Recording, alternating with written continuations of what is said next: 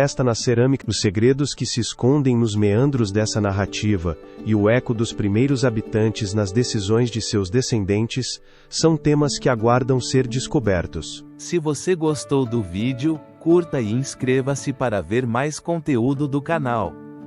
Essa busca por identidade e pertencimento, narrada através das histórias dos primeiros habitantes, logo daria lugar a um novo capítulo na história do Japão. Nos séculos 3 e 4 d.C., um enigma emergiu das brumas do tempo, a consolidação de um estado centralizado, a dinastia Yamato. Este período, frequentemente envolto em mitos e lendas, revela os primeiros passos rumo à unificação de um arquipélago fragmentado em clãs e tribos. Os vestígios da cultura Yayoi, que se caracterizava por suas técnicas de cultivo e metalurgia, começaram a moldar uma nova estrutura social. As comunidades, antes dispersas, começaram a se agrupar sob líderes que buscavam consolidar seu poder. Nesse contexto, a figura do imperador começou a emergir, não apenas como um símbolo de autoridade, mas como um vínculo sagrado entre o divino e o terreno. O processo de forjamento desse vínculo, que perduraria ao longo dos séculos, é um tema de grande interesse histórico. Os antigos registros e lendas contam que o primeiro imperador do Japão, Jimmu, descendia da deusa do sol, Amaterasu. Essa conexão divina não apenas legitimava seu reinado, mas também estabelecia um legado que influenciaria a identidade japonesa. No entanto, a história da dinastia Yamato é um intricado tecido de alianças, conquistas e conflitos. Sob a direção de imperadores como Jimmu e seu sucessor, a dinastia começou a consolidar sua influência no arquipélago, enfrentando clãs rivais que competiam pelo controle de terras férteis e recursos. Ao adentrarmos neste período, emergem figuras-chave como os líderes dos clãs de Kibi e Yamato, que se uniram e frequentemente se enfrentaram em um jogo de poder que parecia um interminável ciclo de traições e alianças. A expansão territorial de Yamato foi impulsionada por uma combinação de força militar e estratégia política. As motivações ocultas que guiavam esses líderes em sua busca por poder, fossem a ambição pessoal ou um desejo mais profundo de unificar seu povo sob um único estandarte, são objeto de debate. O desenvolvimento do primeiro Estado centralizado no Japão não foi apenas o resultado da força militar, também foi um processo cultural. A adoção de costumes chineses, incluindo o sistema de escrita e a organização política, começou a influenciar a estrutura governamental de Yamato. Essa troca cultural, embora frequentemente apresentada como um simples ato de imitação, representa uma complexidade maior, a necessidade de se adaptar e evoluir em um mundo em constante mudança. As implicações desse processo de assimilação para a identidade japonesa emergente são um tema de constante estudo. À medida que a dinastia Yamato se consolidava, seus líderes começaram a estabelecer relações diplomáticas com as potências vizinhas, como a Coreia e a China. Essas interações não apenas trouxeram consigo a influência cultural, mas também a possibilidade de comércio e alianças estratégicas. No entanto, nem tudo foi um caminho de rosas. A chegada de novos clãs e a resistência dos povos indígenas geraram tensões que ameaçavam fraturar o incipiente Estado. A história documenta como a dinastia enfrentou desafios internos e externos, mas os segredos obscuros que se escondiam por trás desses conflitos continuam sendo uma área de pesquisa ativa. No final do século VI, a introdução do budismo no Japão marcou um ponto de inflexão crucial. Essa nova religião, que prometia paz e salvação, começou a influenciar a política e a cultura japonesa, transformando a maneira como os imperadores e seus súditos entendiam a vida e a morte. A dinastia Yamato, ao adotar o budismo, se viu imersa em um dilema: permitir que essa nova fé desafiasse sua autoridade divina ou integrá-la em seu legado ancestral. A resposta a essa pergunta moldaria o futuro espiritual e político do Japão.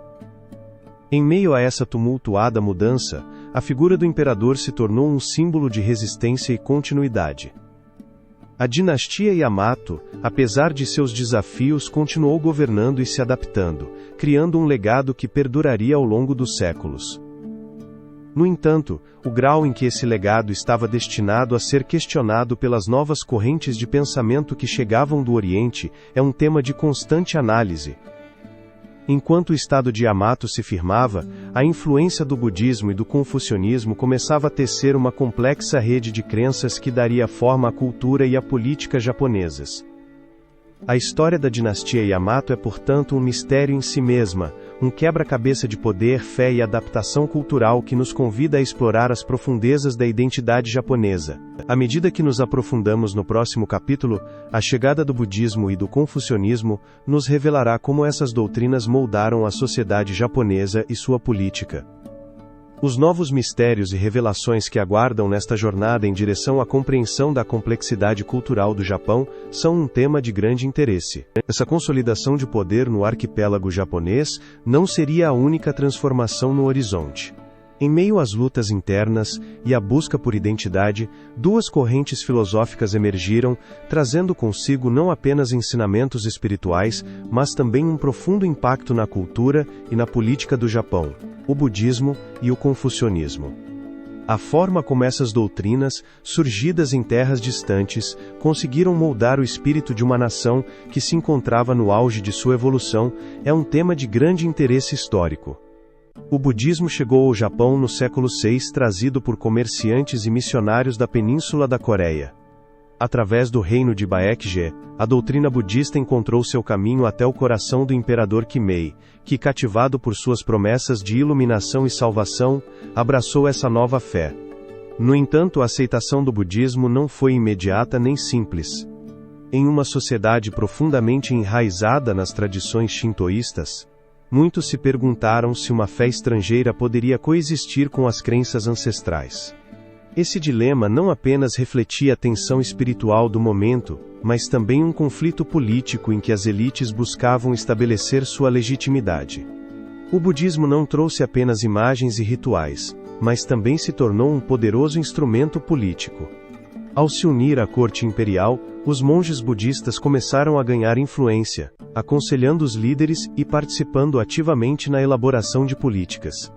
Foram construídos templos majestosos, como o Todaiji em Nara, que não eram apenas locais de culto, mas símbolos do poder imperial e da nova ordem que estava se formando. Esses templos eram também um eco da busca por um Japão unificado e próspero. O budismo, em sua diversidade, foi capaz de se adaptar à cultura japonesa, dando origem a diferentes seitas que floresceram ao longo dos séculos. Desde o Zen, que enfatizava a meditação e a autorreflexão, até o budismo da Terra Pura, que oferecia a esperança de renascimento em um mundo melhor. Cada uma dessas correntes, por sua vez, trouxe uma nova dimensão à vida cotidiana dos japoneses. A arte, a poesia e o teatro foram profundamente influenciados por esses ensinamentos, criando um legado cultural que perduraria ao longo do tempo. Mas, em paralelo a esse florescimento espiritual, o confucionismo fez sua entrada triunfal, promovido principalmente pelas elites da corte. Originário da China, esse sistema de pensamento centrava-se na moralidade, na ética e na ordem social. A chegada do confucionismo no século VII ofereceu um quadro que legitimava a hierarquia social e a autoridade do imperador, estabelecendo um modelo de governo baseado na virtude e na sabedoria. Em um momento em que o país buscava coesão, a adoção de uma filosofia que exaltava o dever para com o Estado e a família foi um passo lógico. Assim, sob a influência do confucionismo, foram implementadas reformas administrativas que estabeleceram um sistema burocrático mais eficiente. Os exames de mérito começaram a ganhar relevância, permitindo que homens de talento além de sua linhagem acessassem cargos públicos. Isso sem dúvida contribuiu para uma maior estabilidade política. No entanto, essa transformação não esteve isenta de tensões. Os conflitos entre o budismo e o confucionismo começaram a surgir, cada um lutando por seu lugar na esfera pública e na mente dos cidadãos. A inter-relação entre essas duas correntes filosóficas não apenas remodelou a estrutura política, mas também deixou uma marca indelével na identidade cultural japonesa. Nas práticas cotidianas, desde a cerimônia do chá até a contemplação das paisagens naturais, podem ser rastreados os ecos do budismo e do confucionismo. A harmonia entre a espiritualidade e a ética social tornou-se um pilar fundamental, criando um tecido cultural rico e complexo. À medida que o Japão avançava para a era Heian, a influência dessas filosofias tornaria-se ainda mais evidente. A corte imperial floresceria, desenvolvendo um senso estético e literário que fundiria o espiritual e o mundano. No entanto, enquanto as artes se elevavam, o país se preparava para enfrentar novos desafios que colocariam à prova a estabilidade que tanto havia custado alcançar. A sombra das tensões internas pairava sobre o futuro do Japão. Com o surgimento dos samurais e a mudança na dinâmica de poder, os ensinamentos dos antigos sábios e monges seriam postos à prova no crisol do conflito. A questão de se os princípios do budismo e do confucionismo sobreviveriam em meio à luta pelo controle e à violência que se aproximava, marcaria o destino do país nas décadas seguintes. Assim, o eco desses ensinamentos que havia começado a ressoar nos corações dos japoneses, se veria confrontado a um novo capítulo em sua história. A era Heian, com seu esplendor e fragilidade, estava prestes a se desdobrar, trazendo consigo uma rica herança cultural que poderia ser tanto um refúgio, quanto um campo de batalha. Os segredos e maravilhas que aguardavam nessa época dourada da corte imperial são um tema de grande interesse. Essa transformação no tecido social japonês não tardaria a dar passo a uma época de esplendor cultural e político, a Era Heian. Este período, que se estendeu de 794 a 1185, se ergue como um enigma fascinante na história do Japão, um tempo onde os ecos da corte imperial reverberavam com uma intensidade inigualável. No coração desse período, a capital foi transferida de Nara para Heian-kyo, a atual Kyoto, um movimento que simbolizava não apenas uma mudança geográfica, mas também um renascimento nas artes e na literatura. A corte imperial de Heian se tornou um microcosmo de sofisticação e refinamento.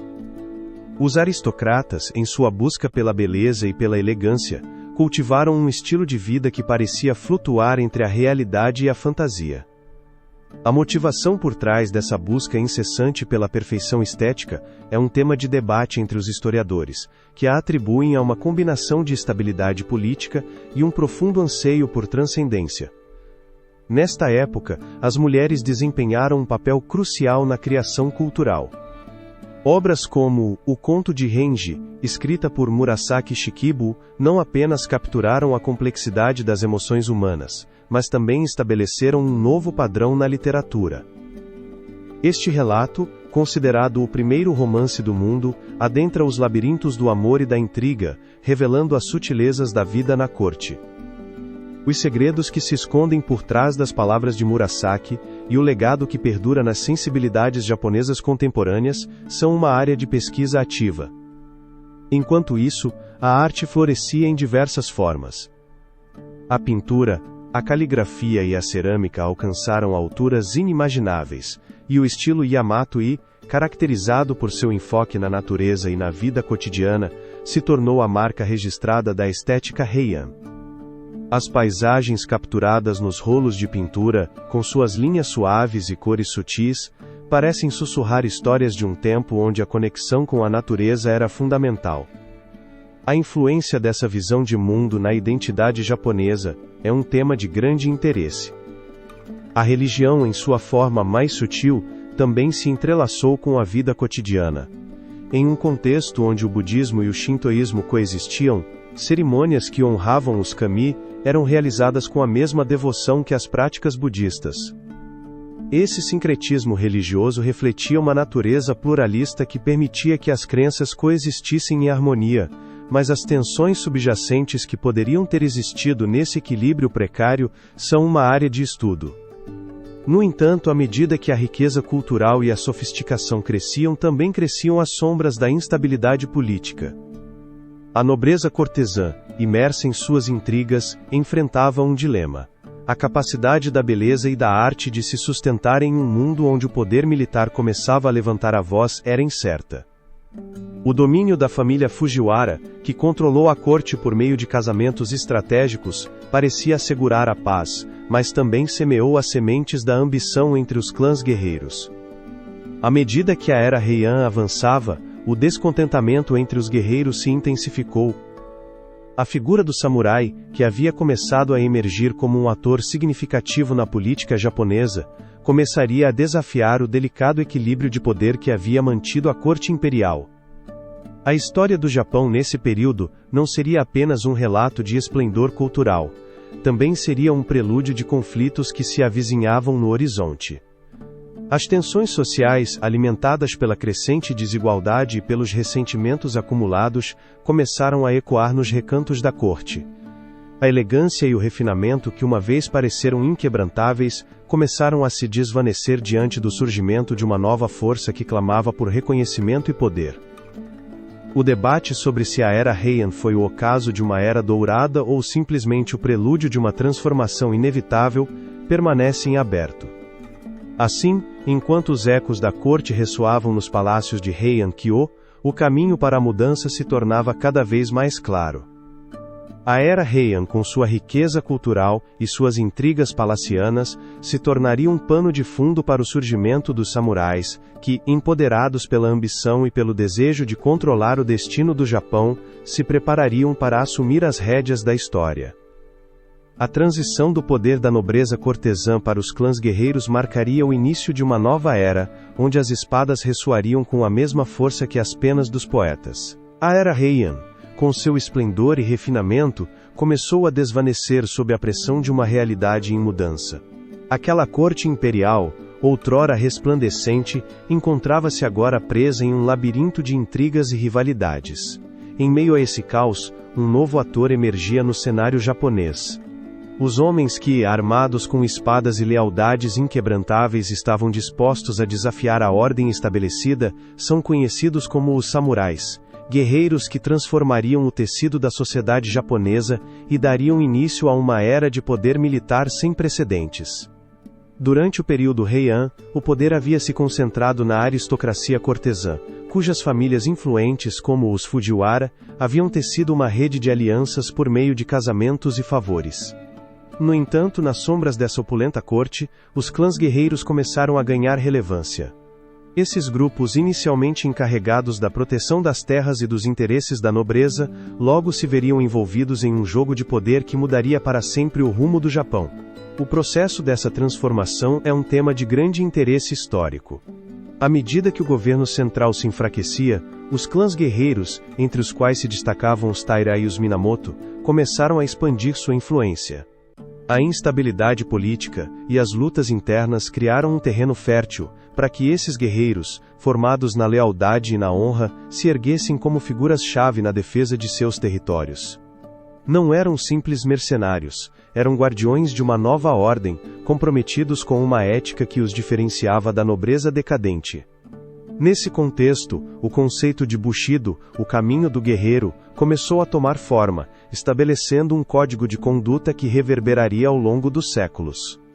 A Guerra Genpei, que eclodiu entre os clãs Taira e Minamoto no século XII, foi o catalisador que impulsionaria os samurais ao centro do cenário político japonês.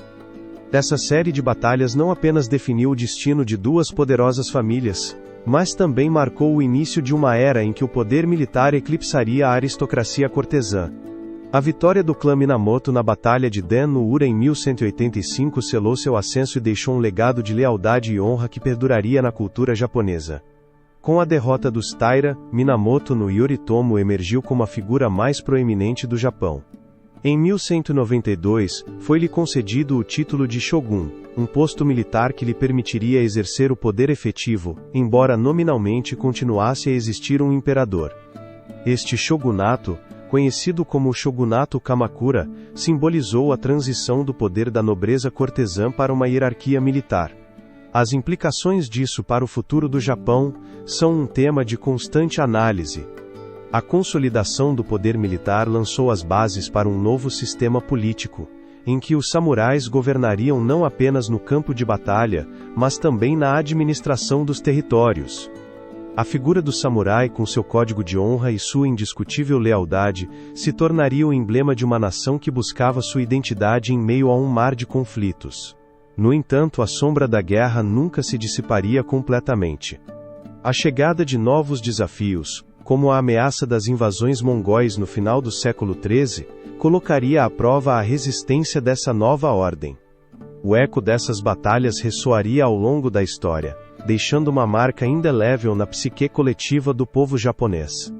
À medida que os samurais se firmavam no poder, também se consolidava o mito de sua invencibilidade.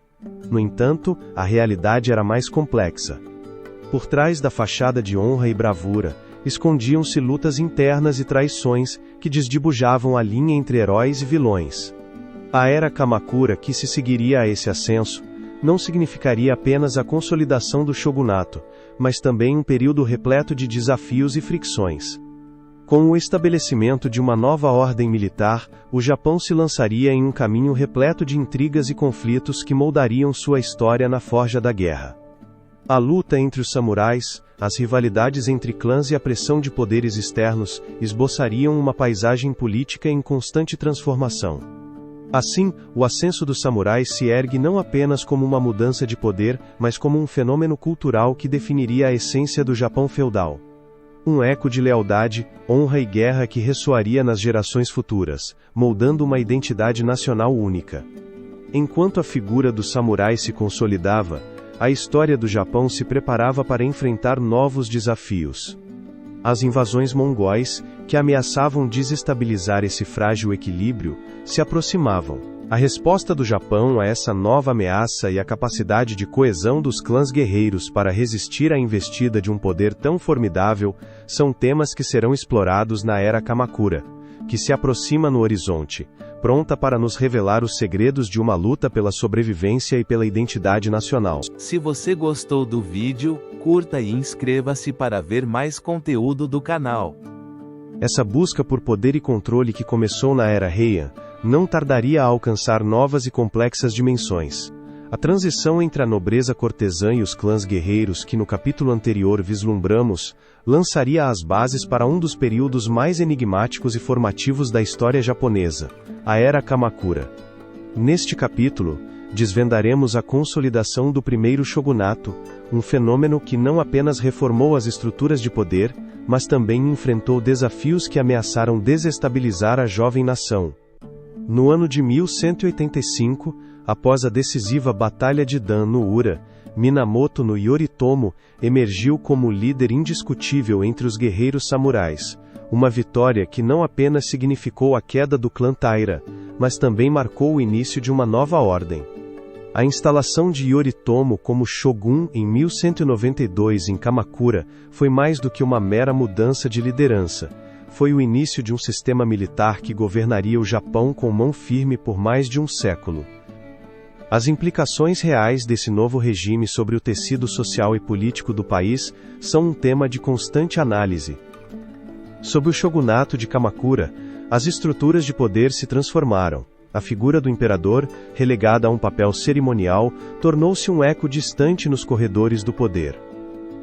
Yoritomo estabeleceu um governo centralizado que se apoiava na lealdade dos daimyos e dos samurais, que eram recompensados por sua fidelidade com terras e privilégios. No entanto, essa nova ordem não esteve isenta de tensões.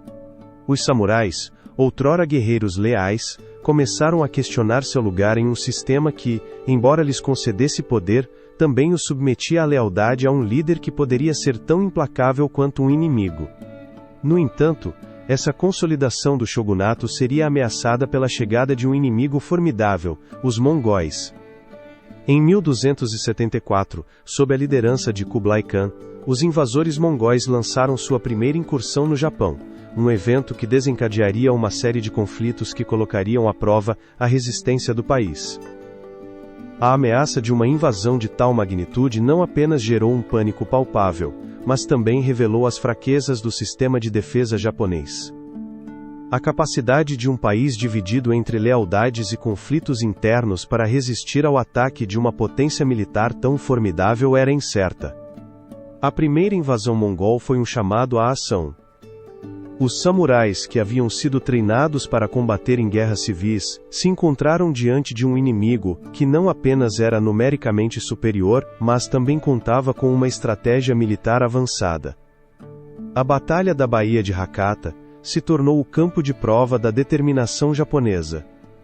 Apesar da resistência dos guerreiros samurais, a superioridade tática e a força do exército mongol tornaram a situação precária.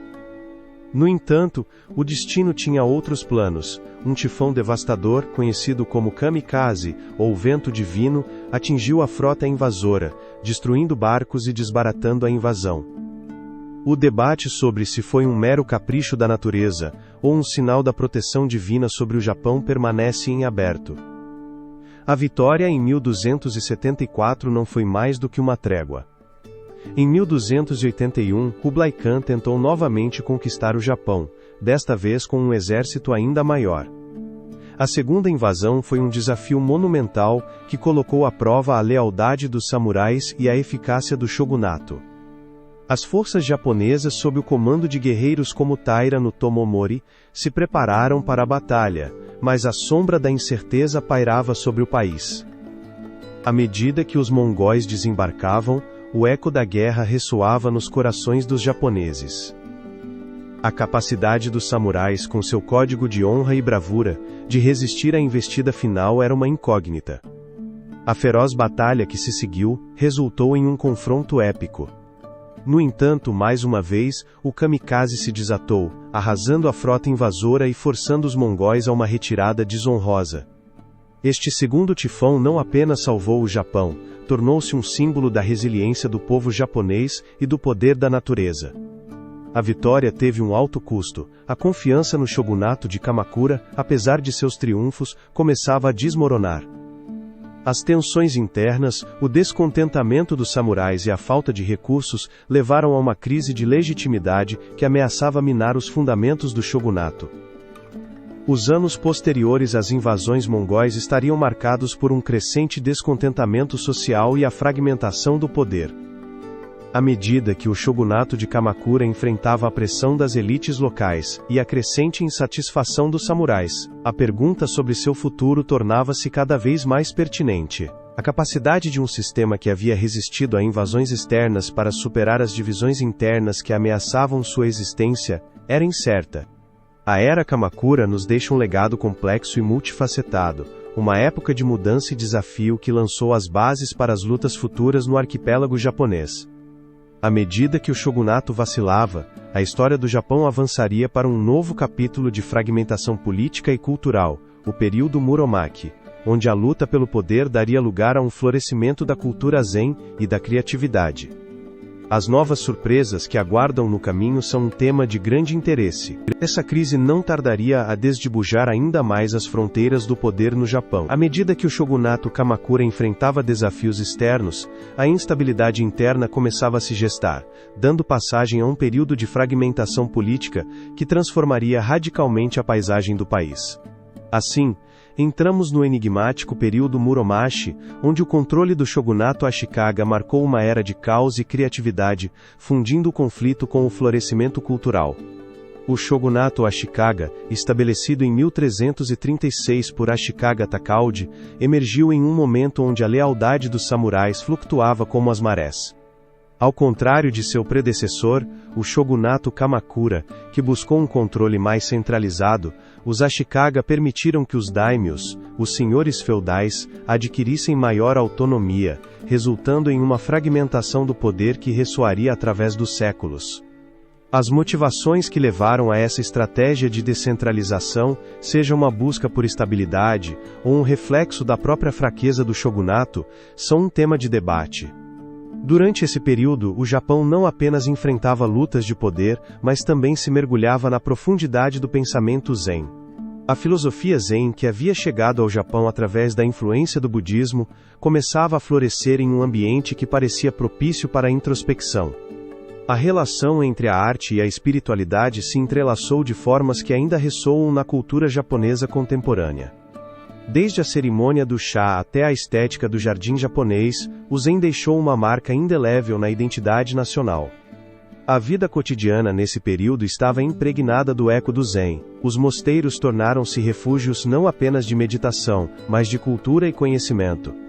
Os intelectuais e artistas da época encontraram na calma da contemplação um espaço fértil para a criação. No entanto, essa busca pela paz interior não estava isenta de contradições. Enquanto os guerreiros se aprofundavam na serenidade, o país mergulhava em conflitos territoriais. A coexistência da paz espiritual com a guerra é uma das paradoxas desse período. O conflito mais notável desse tempo foi a Guerra de Onin, que estourou em 1467, e marcou o início de um período de anarquia conhecido como Sengoku, ou a Era dos Estados Combatentes. Esse conflito não foi apenas uma luta pelo controle territorial, mas também se tornou um símbolo da luta entre as velhas e novas formas de poder. Nesse contexto, os Ashikaga, que antes haviam sido os bastiões da ordem, se encontraram cada vez mais enfraquecidos, suas sombras se alongavam sobre um Japão dividido. As cidades começaram a ganhar vida, e os comerciantes floresceram enquanto as artes eram cultivadas em um ambiente de rivalidade e competição. A cultura urbana, impulsionada pela dinastia Ashikaga, se manifestou na criação de teatros e na popularização das artes cênicas, como o Noh e o Kabuki. Essas formas de entretenimento, que frequentemente refletiam as lutas e aspirações da sociedade, se tornaram o espelho de uma época incerta. A capacidade da arte de surgir da discórdia é um tema de constante reflexão. O legado desse período não se limita às suas lutas e conflitos. Também é um testemunho do poder transformador da arte e da filosofia. À medida que as tensões aumentavam, a busca por significado e beleza se intensificava. Em meio à fragmentação política, foram forjadas as bases de uma cultura que se definiria nos séculos vindouros. A influência do Zen, por exemplo, não apenas se manteve nas práticas religiosas, mas permeou a vida diária, afetando até mesmo a forma como se concebia a natureza e o ambiente. À medida que nos aprofundamos nos últimos anos do período Muromachi, a luta pelo poder continuava, mas também o impulso em direção a uma identidade cultural coesa. A fragmentação política, longe de ser um fim, se tornou um catalisador para o surgimento de novas forças. A história do Japão estava prestes a entrar em uma era ainda mais tumultuada, as guerras dos estados combatentes, onde os daimyos lutariam não apenas pela supremacia territorial, mas pela própria alma do Japão. Os segredos que ainda jazem nas sombras desse legado são um tema de grande interesse. A resposta nos espera no próximo capítulo. Essa fragmentação política, que havia começado a se gestar durante o período Muromachi, tornaria-se um torrente de conflitos que marcaria a história do Japão, as guerras dos estados combatentes.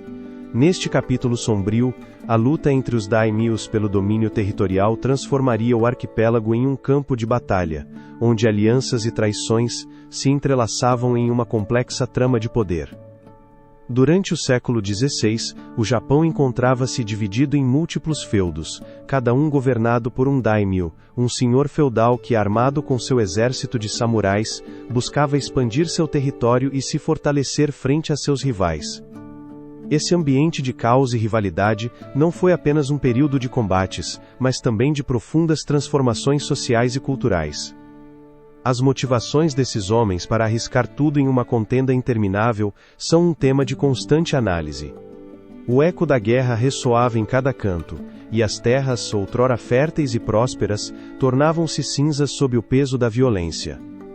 Nesse contexto, o daimyo Oda Nobunaga emergiu como uma figura formidável. Com astúcia militar e uma visão audaciosa, Nobunaga começou a unificar os clãs mais poderosos, utilizando tanto táticas de guerra inovadoras quanto alianças estratégicas. O debate sobre se sua ambição desmedida o levaria a se tornar o salvador do Japão ou sua ruína permanece em aberto. Enquanto Nobunaga traçava seu caminho para o poder, outros daimyos como Takeda Shingen e Uesugi Kenshin disputavam o controle das terras de Shinano, travando batalhas que se tornariam lendas. A famosa Batalha de Kawanakajima, onde Shingen e Kenshin se enfrentaram em múltiplas ocasiões, tornou-se um símbolo da ferocidade e determinação desses guerreiros. A questão de se a honra no campo de batalha era mais valiosa que a própria vida ressoaria nos corações dos samurais, que consideravam sua lealdade e bravura como o núcleo de sua existência. Enquanto os combates se intensificavam, a população civil sofria as consequências dessa guerra constante. As aldeias eram devastadas, os camponeses eram obrigados a lutar ou a fugir, e a desesperança se espalhava como a sombra de uma tempestade. A forma como a humanidade poderia encontrar um sentido em meio a tanto sofrimento é um tema de constante reflexão. A arte e a cultura começaram a florescer nessa diversidade, surgindo novas formas de expressão que refletiam a luta do povo japonês pela sobrevivência e pela esperança. Em meio a tanto caos, a chegada de poderes estrangeiros complicou ainda mais o panorama. Os comerciantes portugueses, atraídos pela riqueza do país, introduziram não apenas o comércio, mas também novas ideias e tecnologias. A pólvora, por exemplo, mudaria para sempre a arte da guerra no Japão, permitindo que exércitos menores enfrentassem forças maiores com uma eficácia inesperada. A questão de se essa influência estrangeira seria o catalisador de uma nova era na história japonesa ou simplesmente um novo motivo de discórdia é um tema de debate. Ao longo dessa era de conflitos, a figura de Toyotomi Hideyoshi começaria a brilhar no horizonte. Um antigo camponês que ascendeu ao poder, Hideyoshi, com sua mente estratégica e carisma, se propôs a unificar o Japão sob um único estandarte. Sua ambição desmedida e talento militar o levaram a conquistar muitos de seus rivais. No entanto, o preço de sua ascensão ao poder foi a lealdade daqueles que estavam ao seu redor, e a pergunta persistente era até onde ele estaria disposto a ir para realizar seu sonho. As guerras dos estados combatentes não foram apenas uma série de batalhas. Também foram um período de introspecção, onde cada ato de violência e cada decisão estratégica se entrelaçavam com a própria identidade do povo japonês. A busca pelo poder, embora implacável, também revelou a resiliência de uma nação que, apesar das divisões, ansiava pela paz. A possibilidade de alcançar a unificação em um país tão fraturado era incerta. À medida que este capítulo da história japonesa chegava ao fim, as sementes de um futuro mais unificado começavam a germinar. As guerras, embora devastadoras, lançariam as bases para o surgimento de líderes que, como Nobunaga e Hideyoshi, buscariam não apenas a conquista, mas também a criação de um Japão unificado e forte. Aquele eco de guerra logo se tornaria um canto de esperança, um prelúdio à unificação que definiria a próxima etapa da história japonesa. A sombra das guerras dos estados combatentes se ergueria sobre o próximo capítulo, onde a narrativa se tornaria mais focada na figura de Oda Nobunaga e seu legado. A pergunta que fica no ar é se o fim da guerra poderia significar o início de uma nova era para o Japão. Essa era uma época de fragmentação e caos, onde os ecos da guerra ressoavam em cada canto do arquipélago japonês. Com a queda da dinastia Ashikaga e o domínio dos clãs rivais, a terra clamava por um líder que pudesse restaurar a ordem e a paz. Nesse contexto de incerteza, a figura de Oda Nobunaga emergiu como um raio na escuridão, um guerreiro decidido a desvendar o enigma da unificação do Japão. Oda Nobunaga, um daimyo da província de Owari, tornou-se o arquiteto de uma nova era. Com astúcia e ferocidade, utilizou tanto a diplomacia quanto a guerra para conquistar seus rivais. Sua visão era clara. Um Japão unificado sob um único comando. Os segredos que cercavam seu ascenso e os sacrifícios que estavam destinados a serem feitos no altar da ambição são um tema de constante análise histórica. Nobunaga não se destacou apenas por sua estratégia militar.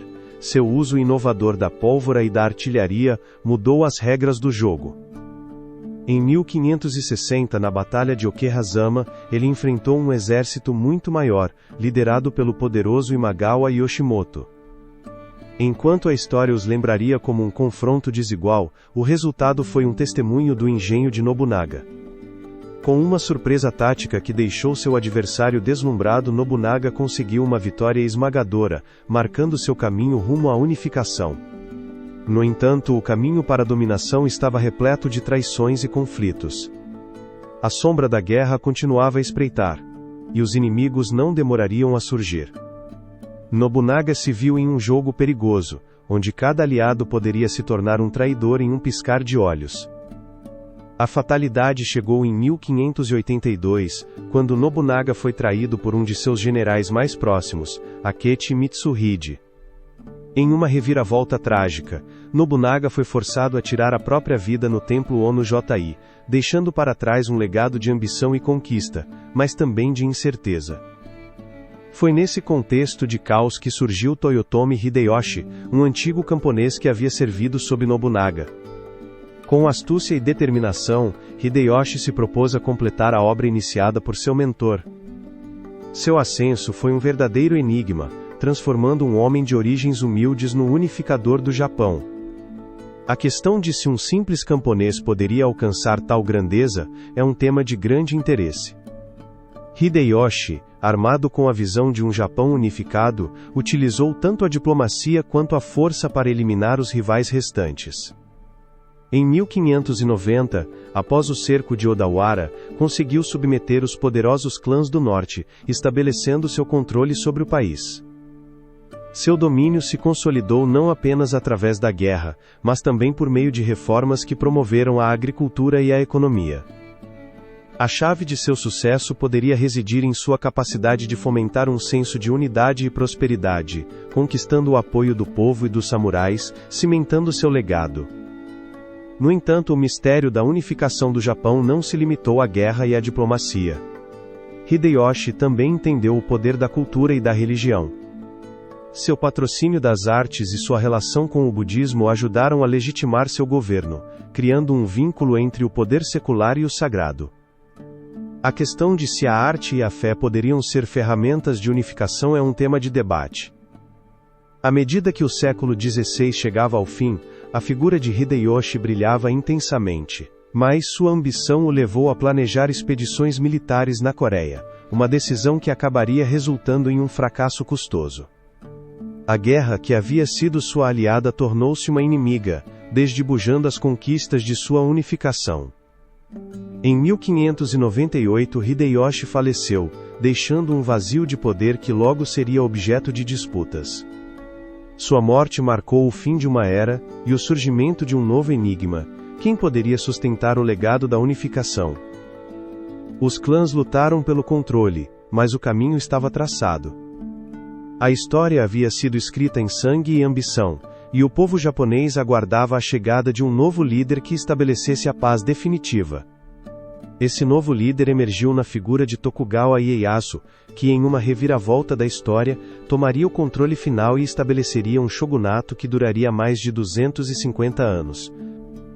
O eco das batalhas de Nobunaga e Hideyoshi ressoaria através dos séculos, mas a verdadeira prova de seu legado ainda estava por vir. Assim, a unificação do Japão se ergue como um capítulo fascinante e tumultuado na história do arquipélago, uma jornada marcada pela ambição, traição e esperança. Enquanto as sombras dos grandes guerreiros se dissipam, o futuro do Japão se perfila com a promessa de um período de paz e estabilidade sob o shogunato Tokugawa. Os segredos e desafios que aguardavam nesse novo amanhecer são um tema de grande interesse. A história apenas começava a se desenrolar. Essa unificação, no entanto, não era o fim da história, mas o começo de um novo capítulo na narrativa japonesa. A figura de Tokugawa Ieyasu se erguia como um farol de poder em um país que havia esgotado suas forças na luta interna. Em 1603, Ieyasu estabeleceu o shogunato Tokugawa, um regime que introduziria um período de paz e estabilidade, que se prolongaria por mais de 2 séculos. Os segredos e desafios que se escondiam atrás desse aparente legado de harmonia são um tema de constante análise. Sob o comando de Ieyasu, o Japão entrou em uma era conhecida como o período Edo. A paz que se instaurou não era simplesmente a ausência de guerra, era um complexo entrelaçamento de controle político, social e cultural. Através de um sistema estratificado, a classe samurai se consolidou no topo, enquanto os camponeses, comerciantes e artesãos ocupavam níveis inferiores nessa hierarquia social. Essa ordem, embora aparente, ocultava uma tensão subjacente que poderia explodir a qualquer momento. Os Tokugawa implementaram o Sankin Kotai, uma política que obrigava os senhores feudais, ou daimyos, a residir alternadamente em seus domínios e na capital, Edo. Esse movimento não apenas assegurava a lealdade dos daimyos, mas também lhes permitia observar e restringir suas atividades. O debate sobre se essa era uma estratégia de segurança ou uma forma de manter um controle férreo sobre as elites permanece em aberto. A linha entre o poder e a opressão era tênue, e o eco da desconfiança ressoava nos corredores do governo. A estabilidade promovida pelo shogunato Tokugawa permitiu um florescimento cultural sem precedentes. As artes, a literatura e o teatro tradicional japonês prosperaram nesse ambiente de paz. O ukiyo-e, ou imagens do mundo flutuante, tornou-se um símbolo dessa era, capturando a vida cotidiana e a estética de um Japão em calma.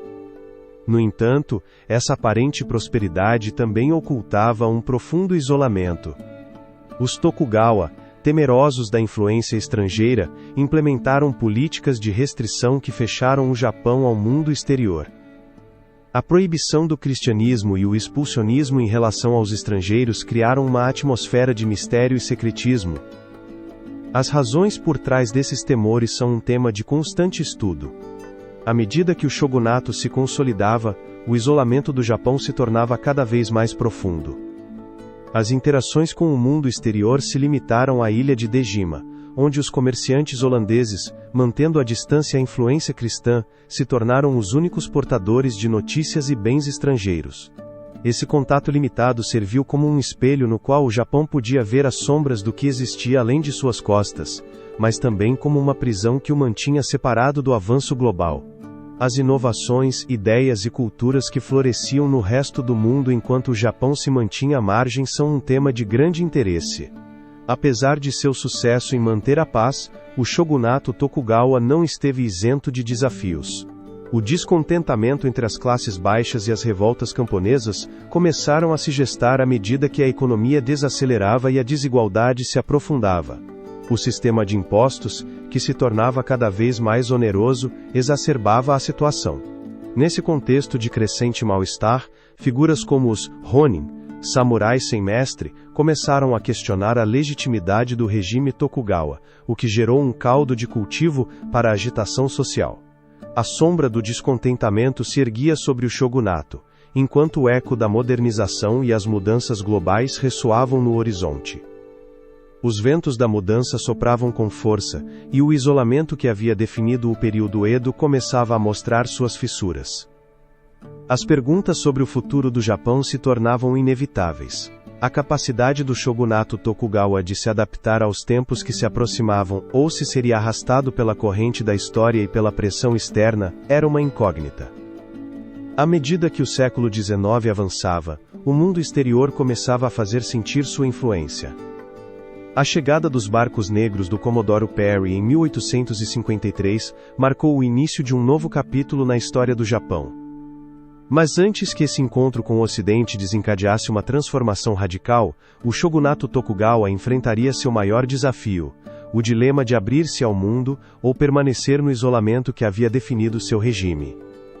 Assim, o shogunato Tokugawa, que havia prometido um legado de paz e estabilidade, se encontrava à beira da transformação. A questão de se poderia resistir à pressão de um mundo em mudança, ou se sua história se tornaria um eco esquecido no vasto oceano da modernidade, nos leva ao próximo capítulo, onde o encontro com o Ocidente revelará as fissuras de um império em crise, e as forças que moldariam o futuro do Japão. Essa paz enganosa que havia caracterizado o Japão sob o shogunato Tokugawa, não tardaria a ser interrompida pelo eco distante de um mundo que se expandia além de suas costas. À metade do século XVI, o arquipélago japonês estava prestes a experimentar um encontro que transformaria sua história para sempre: a chegada de comerciantes e missionários europeus.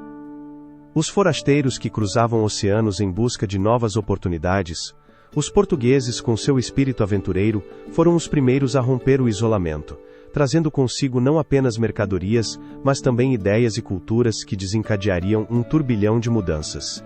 A chegada dos europeus ao Japão foi, em muitos sentidos, um enigma. O primeiro contato ocorreu em 1543, quando um navio português, desviado por uma tempestade, chegou à ilha de Tanegashima. Ali, os japoneses se depararam pela primeira vez com a arma de fogo, o arcabuz. Este estranho artefato, capaz de mudar o rumo das batalhas, fascinou os guerreiros locais, que não tardaram a replicar sua fabricação. No entanto, o impacto do armamento era apenas uma parte do legado que traziam os comerciantes. As influências culturais e religiosas começaram a entrelaçar-se com as tradições japonesas de formas inesperadas. À medida que os comerciantes portugueses estabeleceram rotas de intercâmbio, cidades costeiras como Nagasaki floresceram como centros de comércio. No entanto, por trás dessa interação havia mais. Os missionários católicos, em seu afã de difundir o cristianismo, adentraram o país com a promessa de uma salvação espiritual. A figura mais destacada entre eles foi Francisco Xavier, que a partir de 1549 começou a evangelizar as comunidades japonesas, apresentando não apenas uma nova fé, mas também uma crítica às práticas religiosas nativas. Este choque de crenças gerou tensões e também curiosidade. A possibilidade de que uma religião estrangeira enraizasse em um solo tão antigo e carregado de tradição era incerta. O cristianismo, embora inicialmente bem recebido em algumas regiões, logo se deparou com a resistência das elites locais. Os daimyos, temerosos do poder que poderia acumular essa nova fé, começaram a ver os missionários como uma ameaça ao seu controle. A sombra do conflito pairava sobre o Japão, e a história tornava-se um labirinto de intrigas e alianças. A Companhia de Jesus, que havia chegado com a ilusão de converter o Japão, viu-se presa na rede de ambições políticas dos clãs locais. À medida que o século XVI avançava, o eco da chegada dos europeus reverberava nas decisões dos líderes japoneses. Alguns daimyos, como Oda Nobunaga, viram no cristianismo uma oportunidade para consolidar seu poder, utilizando os missionários como aliados em sua luta pela unificação do país. Outros, em contrapartida, mostraram-se céticos. O debate sobre se o cristianismo era uma ferramenta de dominação cultural ou um caminho para a modernidade era um tema de constante discussão. No entanto, a chegada dos europeus não se limitou à religião e ao comércio. A influência da cultura ocidental começou a manifestar-se em diversas áreas, desde a arquitetura até a gastronomia. Alguns japoneses adotaram vestimentas e costumes estrangeiros, enquanto outros se apegaram à sua identidade, criando um delicado equilíbrio entre o novo e o antigo. A questão de como se poderia manter a coesão em meio a tanta diversidade em um país onde a harmonia era valorizada acima de tudo era um tema de grande interesse. A tensão entre os valores tradicionais e as novas influências tornou-se um terreno fértil para o conflito. No final do século XVI, o shogunato Tokugawa encontrava-se em uma encruzilhada. A influência dos europeus havia trazido consigo não apenas oportunidades, mas também desafios que colocavam em xeque a estrutura de poder estabelecida. Foi nesse contexto que começou a gestar-se uma mudança radical na política japonesa. Em 1614, a situação deu uma guinada dramática. As crescentes preocupações sobre a expansão do cristianismo levaram o shogunato a proibir a religião e a expulsar os missionários. As sombras da perseguição começaram a cair sobre os cristãos japoneses, que se viram obrigados a praticar sua fé em segredo, enquanto o país se encerrava novamente em um isolamento que perduraria por mais de 2 séculos. Este episódio marcou o início de uma era de repressão e clandestinidade, um legado que ressoaria nos ecos da história japonesa. O encontro com o Ocidente, embora breve em sua abertura, deixou uma marca indelével no espírito japonês. As sementes da modernidade haviam sido plantadas, embora seu florescimento fosse um processo longo e complexo.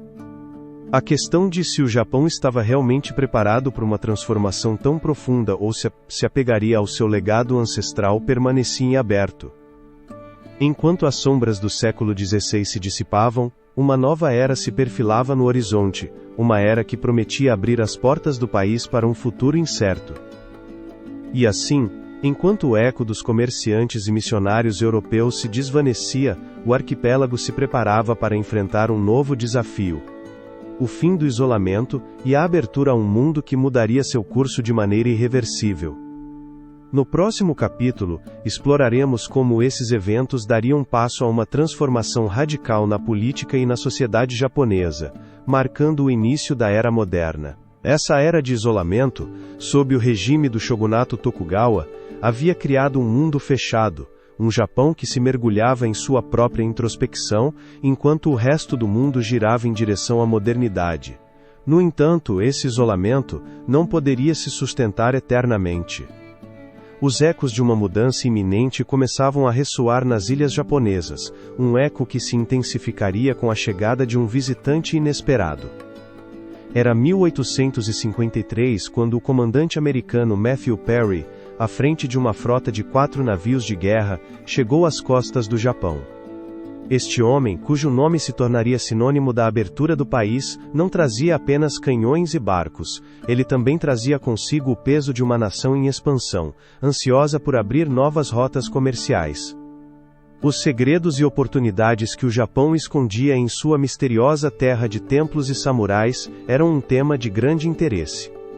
A pressão internacional começava a se fazer sentir, e o mundo, com seu voraz desejo de comércio, começava a exigir a atenção da ilha. Os ventos da mudança sopravam com força.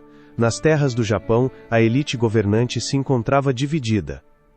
De um lado estavam os que defendiam a manutenção do isolamento, acreditando que os valores tradicionais da cultura japonesa deveriam ser preservados a todo custo. Do outro lado, emergiam vozes que clamavam pela abertura, convencidos de que o futuro do país dependia de um contato mais estreito com o mundo exterior. A questão de se o caminho para a modernidade passava pelo abraço de potências estrangeiras era um tema de debate. A chegada de Perry foi um evento carregado de simbolismo. Ao desembarcar na Baía de Edo, o que hoje conhecemos como Tóquio, o comandante americano apresentou ao governo shogunal uma carta do presidente Millard Fillmore, na qual se solicitava a abertura dos portos japoneses ao comércio. A recepção de uma mensagem tão direta em um país que havia rejeitado a influência estrangeira por mais de 2 séculos, é um tema de grande interesse histórico. Os líderes do shogunato, amedrontados pela demonstração de força de Perry e seus navios, se viram obrigados a considerar a oferta. No entanto, a decisão não foi fácil. Em uma reunião de alto nível, os membros do shogunato debateram acaloradamente sobre como responder. Enquanto alguns defendiam a resistência, outros alertavam sobre as possíveis consequências de ignorar os desejos de uma potência militar como os Estados Unidos. A história estava repleta de nações que haviam sucumbido à superioridade tecnológica de seus adversários. Finalmente, a balança se inclinou para a abertura. Em março de 1854, após intensas negociações, foi assinado o Tratado de Kanagawa, que marcou o princípio da transformação radical do Japão. Este tratado não apenas estabeleceu a abertura dos portos de Shimoda e Hakodate ao comércio americano, mas também lançou as bases para o intercâmbio com outras nações. As implicações disso para a identidade cultural e política do Japão são um tema de constante estudo. A assinatura do tratado foi um ato que ressoou através dos anos, um ponto de inflexão que desencadeou uma série de mudanças profundas. A sociedade japonesa, que até então havia vivido à margem das tendências globais, começou a sentir a pressão da modernização. Os intercâmbios culturais e comerciais seriam inevitáveis, e com eles, o surgimento de uma nova era. Uma era em que o Japão não seria apenas um observador, mas um protagonista no cenário internacional. No entanto, as repercussões do Tratado de Kanagawa não se limitaram ao âmbito econômico. Dentro do Japão, as tensões começaram a crescer entre aqueles que apoiavam a abertura e os que ainda defendiam o retorno ao isolamento. Este conflito interno seria o caldo de cultivo para uma revolução que mudaria o curso da história japonesa. A questão de se o Japão poderia encontrar um equilíbrio entre a tradição e a modernidade ou se seria arrastado pelas correntes da mudança era um tema de debate. Enquanto a sombra da modernidade pairava sobre o país, o shogunato Tokugawa enfrentava um desafio sem precedentes. A abertura do Japão não apenas traria novas oportunidades, mas também uma série de crises que colocariam à prova a força do antigo regime. As sementes da insatisfação começavam a germinar, e o futuro do país tornava-se incerto. Assim, com o Tratado de Kanagawa como pano de fundo, o Japão se encontrava à beira de uma transformação radical. A chegada de uma nova era não tardaria a desencadear uma série de eventos que culminariam na restauração Meiji, um fenômeno que redefiniria o rumo da história japonesa. A forma como o Japão se adaptaria a essas novas realidades estava nas profundezas de seu legado cultural e na audácia de seu povo. Essa abertura do país, embora cheia de promessas, também desencadeou uma tempestade de mudanças profundas e radicais. Em meio a um mundo que já não podia ser ignorado, o Japão se encontrava à beira de uma transformação monumental, a restauração Meiji. Este período emblemático, que começou em 1868, não apenas marcou o fim de séculos de domínio feudal, mas também desencadeou um enigma de modernização que mudaria para sempre a face do arquipélago.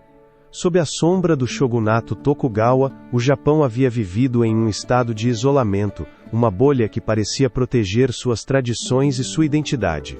No entanto, a chegada de potências estrangeiras e a pressão exercida pelos Estados Unidos, simbolizada pelo Comodoro Matthew Perry e sua frota negra, revelaram as fraquezas de um sistema que se acreditava invulnerável. Os segredos que aguardavam ainda nas profundezas de uma sociedade que, apesar de sua aparente estabilidade, se balançava nos alicerces de sua própria existência, são um tema de constante análise. A restauração Meiji não foi simplesmente uma mudança de governo, foi um renascimento, uma tentativa de reconciliar a rica herança cultural do Japão com a inexorável maré da modernidade. No centro desse processo estava o imperador Meiji, que ascendeu ao trono em um momento crítico. Através de sua figura, buscava-se unificar o país sob um novo paradigma, um que fundisse o poder imperial com a vontade popular. A frase Nova Era ressoava nos corações de muitos, marcando o início de uma jornada rumo à construção de um Estado moderno. Os líderes da restauração compreenderam que a mudança deveria ser radical e veloz. Portanto, começaram a desmantelar o sistema feudal que havia dominado o Japão durante séculos. Os daimyos, que haviam desfrutado de um poder significativo, viram seus territórios confiscados e seus privilégios eliminados. A centralização do poder tornou-se um imperativo, e assim foi estabelecido um novo governo nacional, baseado em princípios de igualdade e meritocracia. No entanto, a recepção dessa mudança não foi uniforme. A resistência das elites locais e dos samurais que haviam perdido seu status provocou revoltas e desafios, deixando um eco de insatisfação que ressoaria nos anos vindouros.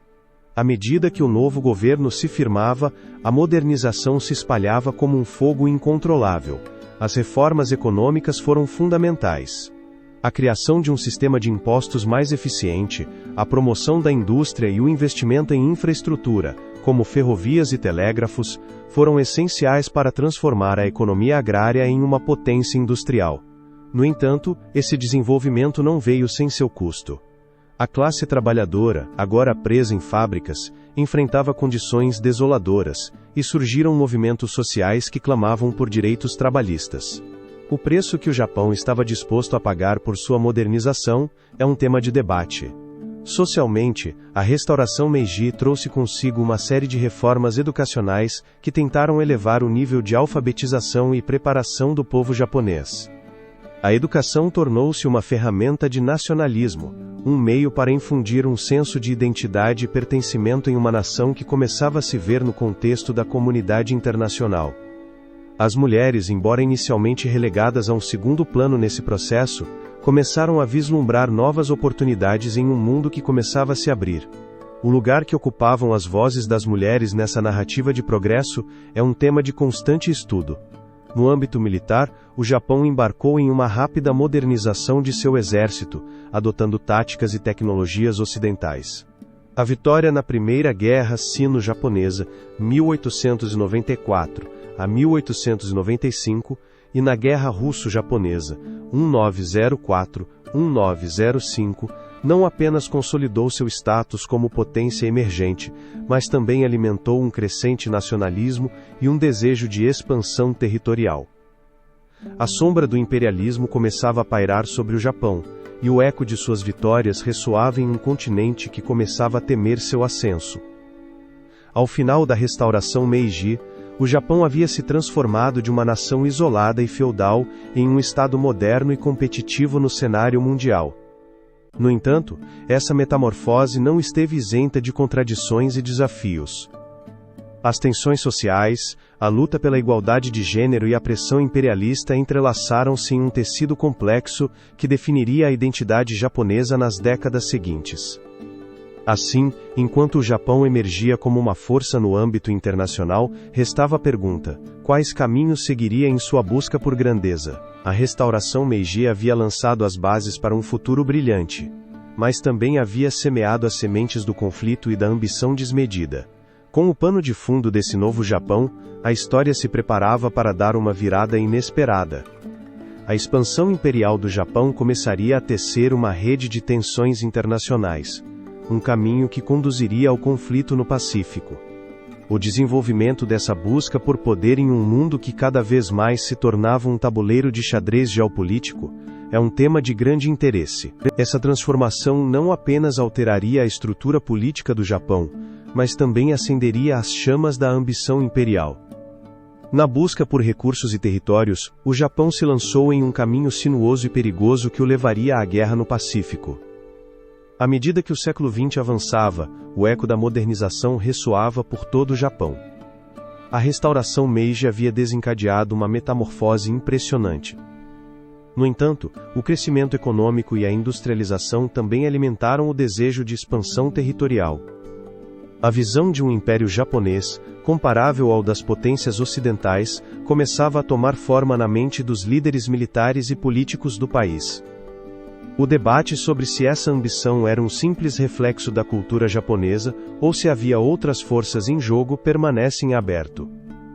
A primeira faísca desse impulso imperial foi acesa com a Guerra Sino-Japonesa de 1894 a 1895. Enfrentando a debilitada dinastia Qing, o Japão demonstrou seu crescente poder militar e sua capacidade de competir no cenário global.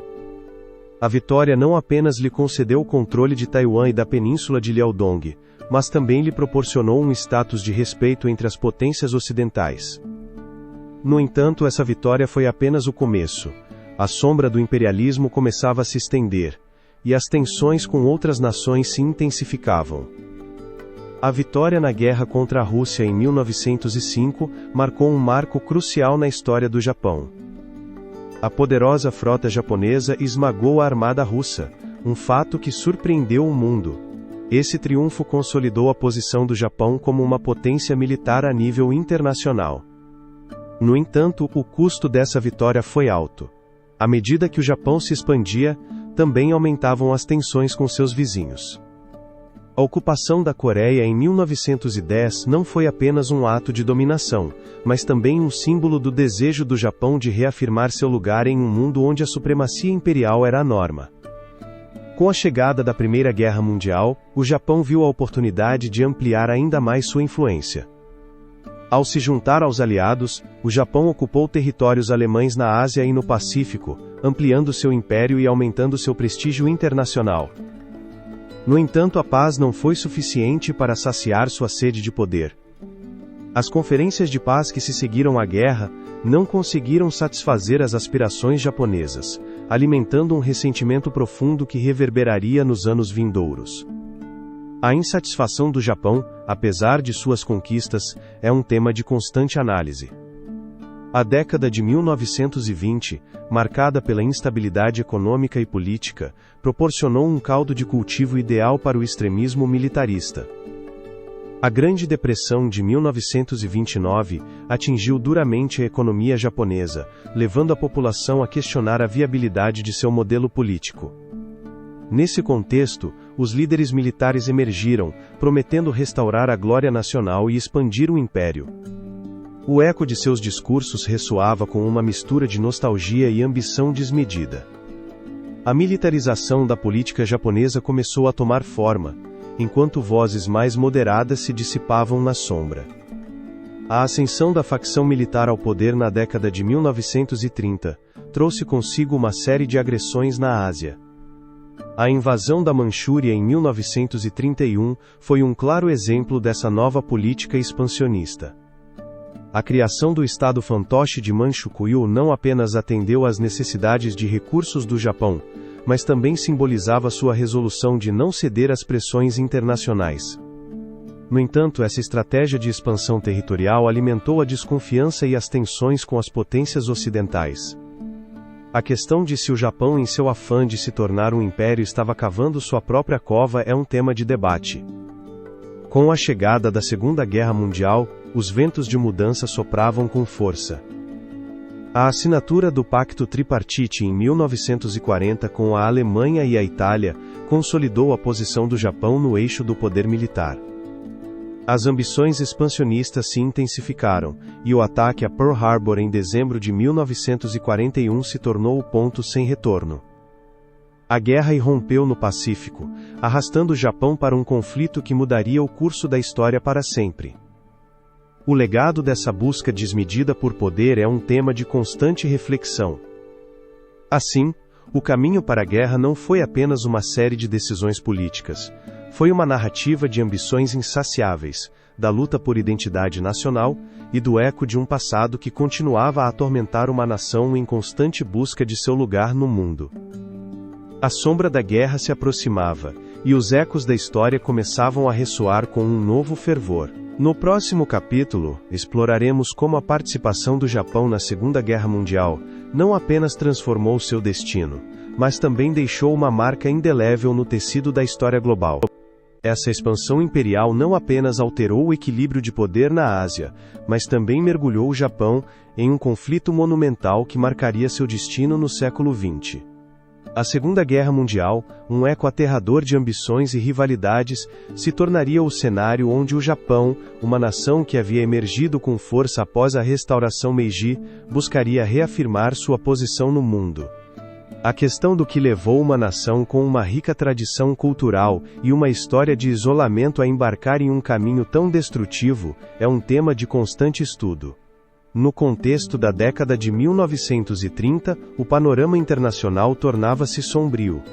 As tensões cresciam na Europa e na Ásia, e o Japão, sob a liderança do governo militarista, começou a buscar soluções na expansão territorial. Em 1937, o Japão invadiu a China, desencadeando uma brutal guerra que não apenas revelaria a ferocidade da máquina de guerra japonesa, mas também deixaria profundas cicatrizes na população chinesa. A atrocidade de Nanquim, onde milhares de civis foram massacrados, é um exemplo da brutalidade desse conflito.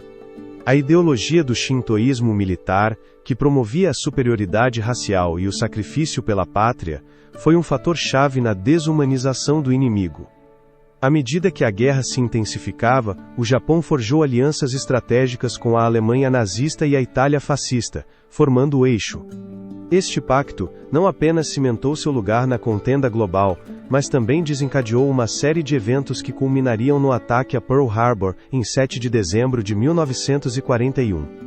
Com esse audacioso movimento, o Japão buscava desmantelar a frota do Pacífico dos Estados Unidos, mas as repercussões desse ato são um tema de constante análise. O ataque a Pearl Harbor foi um sucesso tático, mas um erro estratégico. A reação dos Estados Unidos foi contundente, e em questão de meses, uma guerra no Pacífico se desenrolou, mudando o curso da história. As forças japonesas, inicialmente vitoriosas, se expandiram rapidamente pelo Sudeste Asiático e pelas ilhas do Pacífico, ocupando territórios como Filipinas, Malásia e as Índias Orientais Neerlandesas. No entanto, a sombra da derrota começava a se aproximar.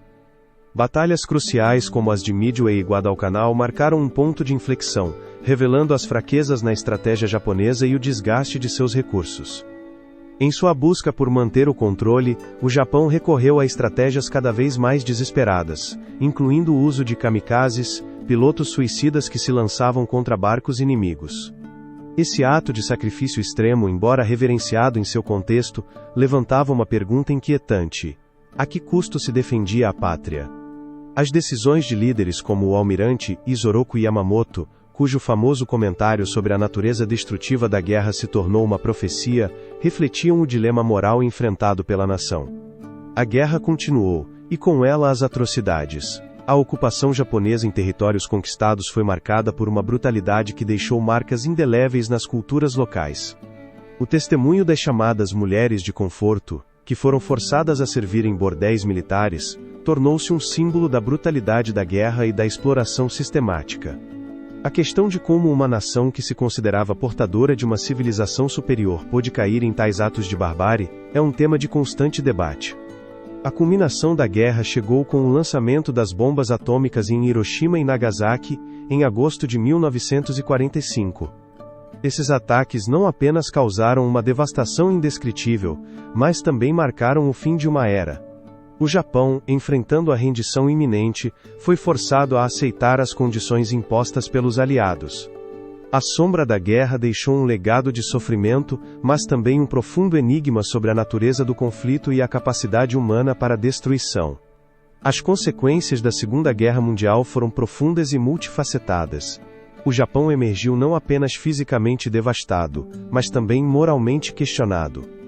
A ocupação aliada que se seguiu trouxe consigo uma série de transformações que reconfiguraram a estrutura política e social do país. A Constituição de 1947, que lançou as bases para uma democracia moderna, foi um esforço para desmantelar a ideologia militarista que havia levado a nação ao abismo. No entanto, o eco da guerra ressoava na psique coletiva da nação, levantando a pergunta se o Japão poderia realmente deixar para trás seu passado. Enquanto o país se embarcava em um árduo processo de reconstrução, o legado da guerra continuaria influenciando seu desenvolvimento nas décadas seguintes. As cicatrizes da Segunda Guerra Mundial não apenas marcaram a paisagem física, mas também delinearam o futuro do Japão contemporâneo, um futuro que, como revelaremos no próximo capítulo, foi marcado por um milagre econômico inesperado. Os segredos e lições que ainda se escondiam nas ruínas desse passado são um tema de grande interesse. Essa sombra de devastação que havia caído sobre o Japão após a rendição em 1945, não apenas marcou o fim da guerra, mas também deu lugar a uma enigmática transformação. A ocupação aliada, liderada pelos Estados Unidos sob o comando do general Douglas MacArthur, erguia-se como um epílogo inesperado na narrativa japonesa. Os segredos que se ocultariam por trás dessa intervenção, que prometia reconstrução e reforma, são um tema de constante análise. A chegada das forças aliadas ao Japão estava impregnada de um ar de incerteza, tanto para os ocupantes quanto para os ocupados. Aqueles que haviam vivido anos de guerra e sofrimento se encontravam agora diante de uma nova ordem, uma reconstrução que prometia não apenas a recuperação da infraestrutura devastada, mas também uma reforma profunda de seu sistema político. MacArthur, conhecido por seu estilo autoritário e sua visão de modernização, tornou-se o arquiteto de um Japão que se adentrava em um novo capítulo de sua história. A primeira tarefa de MacArthur foi desmantelar o sistema militar japonês que havia levado o país à guerra. O artigo 9 da nova Constituição, promulgada em 1947, proibia a guerra e a manutenção de forças armadas. Este ato, que ressoaria como um eco na memória coletiva da nação, não apenas transformou a política externa japonesa, mas também insinuava uma mudança radical na identidade nacional. A questão de se o Japão, uma nação forjada na guerra e na honra, poderia encontrar seu caminho na paz era um tema de debate. Com a desmilitarização em andamento, MacArthur e sua equipe se propuseram a reformar a estrutura política do Japão. Foi estabelecido um governo democrático, baseado em princípios que ressoavam com os ideais ocidentais. O sufrágio universal, a igualdade de gênero e a separação de poderes tornaram-se pilares da nova era. No entanto, o processo não esteve isento de tensões. Muitos japoneses se mostravam céticos em relação a essas mudanças, questionando se a imposição de modelos estrangeiros poderia realmente capturar a essência de sua cultura. O debate sobre se essa democracia foi um presente ou uma imposição permanece aberto. O sistema político japonês não apenas foi objeto de reformas, também foi acompanhado por uma profunda revisão de sua economia. A ocupação facilitou a introdução de políticas econômicas que buscavam estabilizar um país à beira do colapso. A distribuição de terras agrícolas, a reforma agrária e o apoio à industrialização foram fundamentais nesse processo. No entanto, as sombras do passado continuavam a espreitar. As elites econômicas anteriores, que haviam acumulado poder e riqueza durante o período militarista, não se dissiparam sem luta. A reestruturação econômica apresentada pelos americanos buscava eliminar essas hierarquias, mas o caminho para a igualdade revelou-se sinuoso e cheio de obstáculos. Enquanto isso, a cultura japonesa também se encontrava em um momento de mudança radical. A ocupação trouxe consigo a influência da cultura ocidental, que começou a permear a vida diária dos japoneses. A música, a moda e o cinema americanos tornaram-se símbolos de um novo estilo de vida. No entanto, Esse fenômeno cultural levantava perguntas difíceis.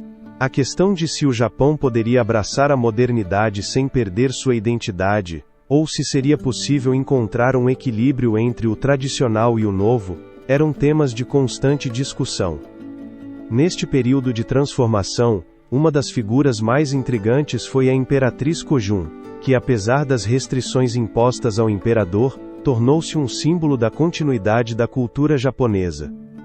Seu papel na redefinição da monarquia dentro do novo marco constitucional foi crucial, embora sua influência permanecesse nas sombras de um sistema que buscava estabelecer uma liderança mais democrática.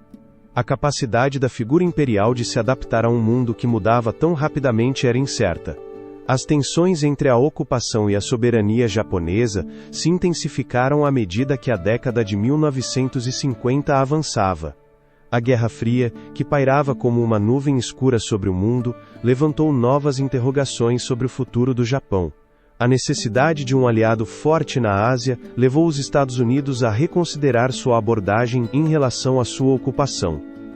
Em 1951, o Tratado de São Francisco pôs fim oficialmente à ocupação, mas deixou o Japão em uma situação ambígua, como um parceiro militar dos Estados Unidos. As implicações disso para a autonomia do Japão e seu papel na arena internacional são um tema de constante análise. A reconstrução do Japão sob a ocupação aliada, portanto, se ergue como um enigma na história do país. Foi um período que misturou a esperança de uma nova era com o legado de uma guerra devastadora. A sombra da ocupação continuou presente em cada canto da sociedade japonesa, influenciando sua política, economia e cultura durante décadas. Com a ocupação aliada como pano de fundo, o próximo capítulo adentra o surpreendente fenômeno conhecido como o milagre econômico japonês. A questão de como o Japão conseguiu se erguer das cinzas e se tornar uma potência econômica mundial nas décadas posteriores à guerra, revela uma jornada que desafia as expectativas e redefine o significado da resiliência. Essa reconstrução sob a ocupação aliada não tardaria a se transformar em algo extraordinário. À medida que o Japão emergia das sombras da Segunda Guerra Mundial, um enigma econômico começava a tomar forma, um que deixaria marcas na história do país e do mundo. O chamado milagre econômico japonês não foi um fenômeno espontâneo, foi a culminação de decisões estratégicas e de um espírito indomável que buscava ressurgir das cinzas. Na década de 1950, o Japão se encontrava em uma encruzilhada. Com uma infraestrutura devastada e uma população traumatizada, muitos se perguntavam como um país tão ferido poderia se levantar e prosperar em um mundo que parecia tê-lo esquecido. A resposta estaria na combinação de vários fatores, desde a ajuda externa até a resiliência de seu povo. O Plano Marshall, um esforço titânico dos Estados Unidos para reconstruir a Europa após a guerra, estendeu sua mão também ao Japão. Embora não se tratasse de um programa oficial, a injeção de capital americano no país permitiu iniciar a reconstrução industrial. De fato, entre 1945 e 1952, o Japão recebeu aproximadamente 2 bilhões de dólares em ajuda. A questão de se o dinheiro foi suficiente para gerar uma mudança significativa é um tema de debate. A resposta reside não apenas nos recursos, mas na capacidade dos japoneses de se adaptar e inovar. A partir de 1955, sob a liderança do primeiro-ministro Ichiro Hatoyama e depois de Nobusuke Kishi, o país começou a implementar políticas econômicas que estimulariam o investimento e a produção. A criação de um ambiente propício para o investimento estrangeiro e a promoção da tecnologia tornaram-se pilares fundamentais. As empresas, em sua maioria pequenas e médias, desempenharam um papel crucial, trabalhando em sinergia com o Estado para fomentar um crescimento que parecia quase milagroso. A indústria automobilística emergiu como um símbolo desse renascimento. Companhias como Toyota e Nissan não apenas foram pioneiras na produção de veículos, mas também adotaram o conceito de just-in-time, uma técnica que minimizava desperdícios e otimizava o processo produtivo. A forma como essas empresas conseguiram alcançar um nível de competitividade que desafiava os gigantes americanos e europeus é um tema de grande interesse. O segredo em grande parte residia na cultura empresarial japonesa. Uma ética de trabalho inquebrantável, somada a um profundo senso de responsabilidade em relação à comunidade e à empresa, forjou um ambiente onde a inovação florescia. Os trabalhadores não eram apenas empregados, eram parte de um legado coletivo. Essa filosofia se traduzia em uma produtividade que não apenas beneficiou as corporações, mas a economia como um todo.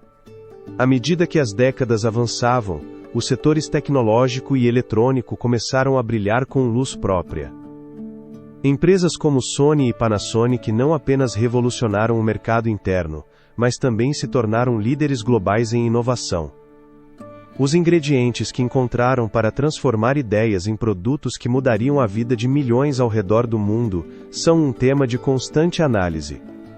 A educação também desempenhou um papel crucial nesse fenômeno. O investimento em formação e desenvolvimento de habilidades permitiu à mão de obra japonesa se adaptar às exigências de uma economia em constante evolução. As universidades e centros de pesquisa se tornaram focos de criatividade e inovação, alimentando o ciclo de crescimento que parecia não ter fim. A questão de se isso foi o que realmente marcou a diferença entre o Japão e outras nações em desenvolvimento é um tema de debate. No entanto, o milagre não foi apenas uma história de sucesso. Por trás dessa fachada brilhante, escondiam-se desafios e contradições. A rápida industrialização trouxe consigo problemas ambientais severos e uma crescente desigualdade social.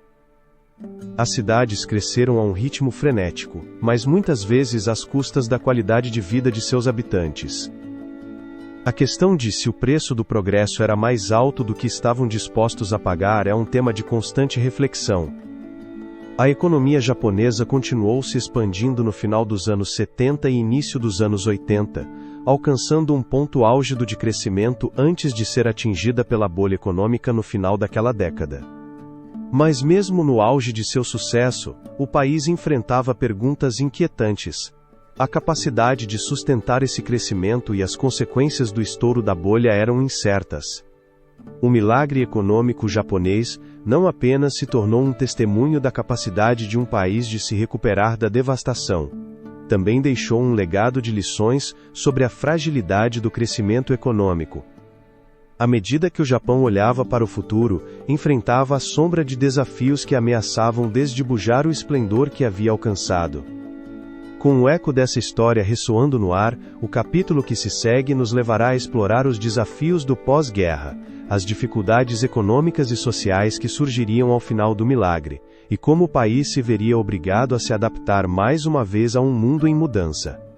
Os segredos que aguardavam no horizonte são um tema de grande interesse. Essa prosperidade econômica, embora impressionante, não chegou sem suas sombras.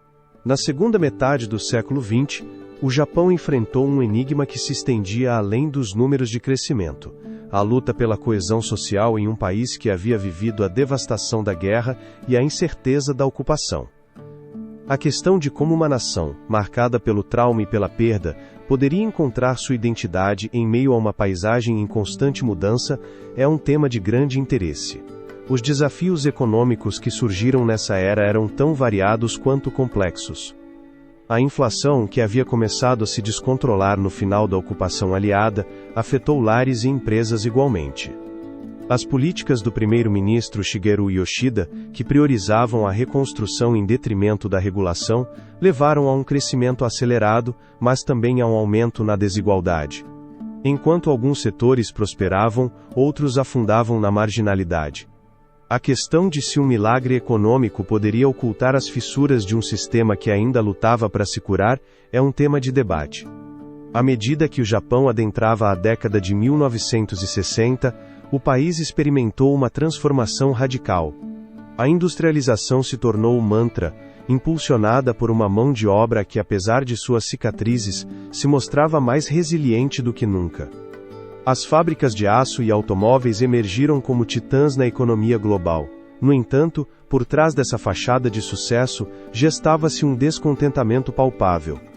As longas jornadas de trabalho e as exigências de uma cultura empresarial implacável começavam a gerar um eco de protesto. Os movimentos estudantis do final dos anos 60, como o famoso movimento Zengakuren, desafiaram a narrativa do progresso a qualquer custo. Com seus lemas de liberdade e igualdade, esses jovens se tornaram a voz de uma geração que clamava por uma reconsideração dos valores sociais e humanos, em meio ao frenético avanço econômico. A resposta do governo, que incluiu a repressão a essas vozes dissidentes, é um tema de constante análise. A crise do petróleo de 1973 foi outro golpe devastador que abalou os alicerces da economia japonesa. A dependência de recursos energéticos estrangeiros tornou-se uma questão de sobrevivência. As autoridades foram obrigadas a repensar suas estratégias, impulsionando a pesquisa em fontes de energia alternativas e promovendo a eficiência. No entanto, essa crise também revelou a fragilidade de um modelo econômico que havia crescido a um ritmo vertiginoso, deixando em seu rastro uma série de problemas ambientais e sociais que não podiam ser ignorados. No âmbito social, o legado da guerra ainda pesava sobre a consciência coletiva. A geração que havia vivido a ocupação se debatia entre o desejo de esquecer o passado e a necessidade de lembrar. A busca pela paz e pela reconciliação tornou-se um objetivo de muitos, mas também um campo de batalha ideológico. A memória da guerra, os horrores de Hiroshima e Nagasaki, continuavam a ressoar na psique da nação. A questão de se o Japão poderia realmente avançar sem resolver as feridas do passado é um tema de debate. As mudanças demográficas também se tornaram evidentes.